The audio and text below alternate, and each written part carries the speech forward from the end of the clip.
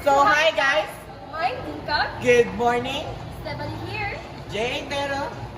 We are inside SMSP campus because we are tasked to look for random people to know their insight on how can they explain judicial power or branch. In your own idea, what is judicial power? Judicial power is a third branch of government. So, what are we waiting for? Let's go look for people who can explain further explanation on what is judicial power. So, once naman, let's go! Arat na! For the go!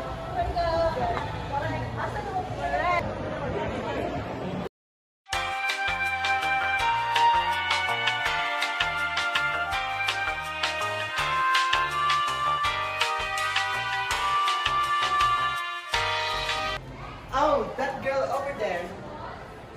Let's ask her. Let's go. Good morning, miss.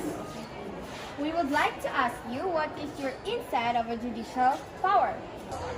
As far as I know, judicial power is interpret on laws and decide on legal disputes. That's all. Thank you, miss, for that wonderful answer. And let's go, Stephanie. For the go.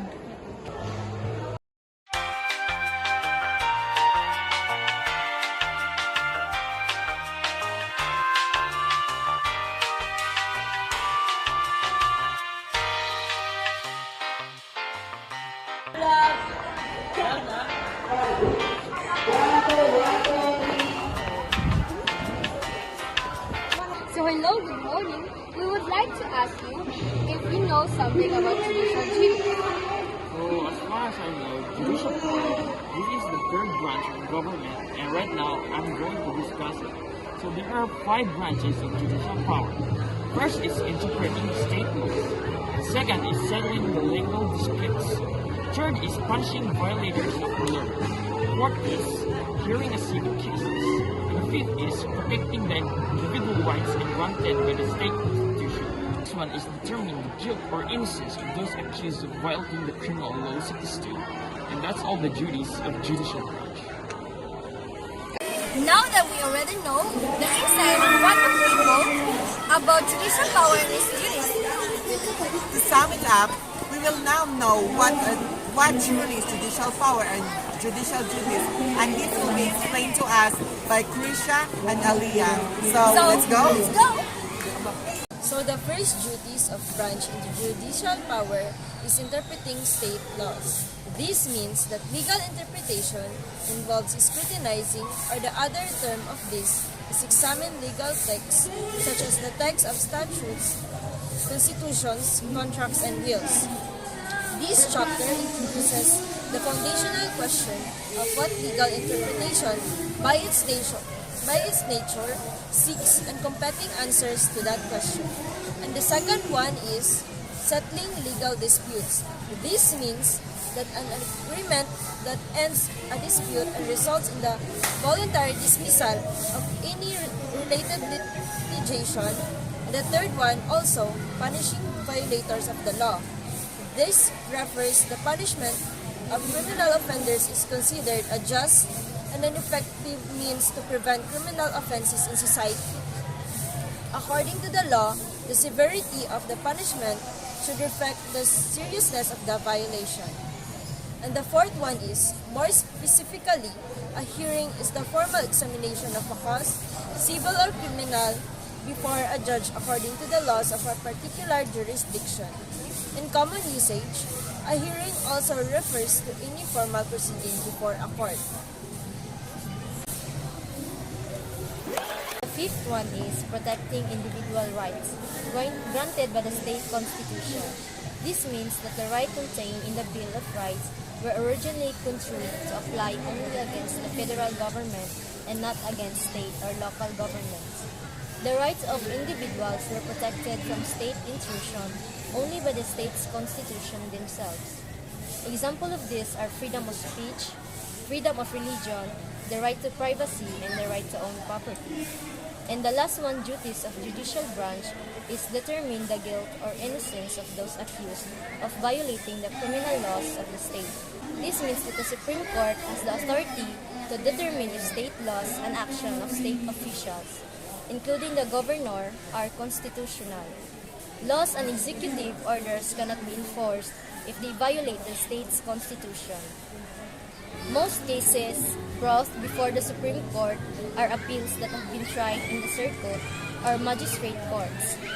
Once a decision has been made by the Supreme Court, that is the final decision with the exception of conflicts between state and federal laws which may be appealed to the United States Supreme Court. Of the 5 Supreme Court justices, one is selected to be the Chief Justice. The selection process is a rotation between the 5 justices. Each will serve as the Chief Justice for 1 year. The Chief Justice's duties include submitting a budget to the legislator, and according to the state constitution, the Supreme Court will be appropriated for whatever amount it requests. The Chief Justice also assigns justice to write opinions and decisions of the court. And that would be all. Thank you. This is the additional organization of judicial power. So the first organization of judicial power is the Supreme Court, known as the court of last resort and where the head chief of justice are present. Second is the Court of Appeals, an intermediate level of court that hears these appeals from lower courts.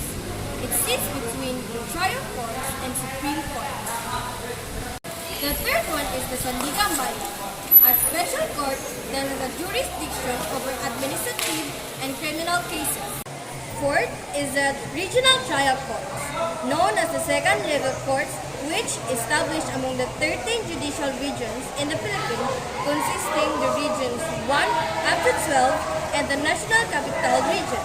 Fifth one is the Sheriff's District Courts, a special courts which are tribunals that may have limited jurisdiction over a certain case or controversy, and especially this is also the example of special court. And now that you all know what is the judicial power, each branches, constitution, and organization, I hope you all learned something.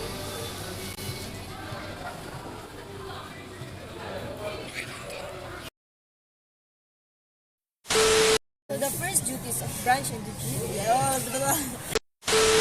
means that legal interpretation involves scrutinizing, or the other term of this is examine legal.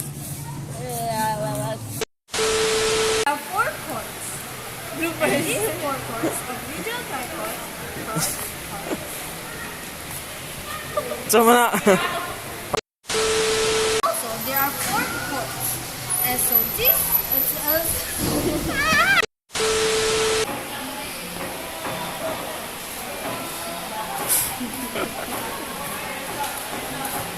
Ito may isa. That would be all. Thank you.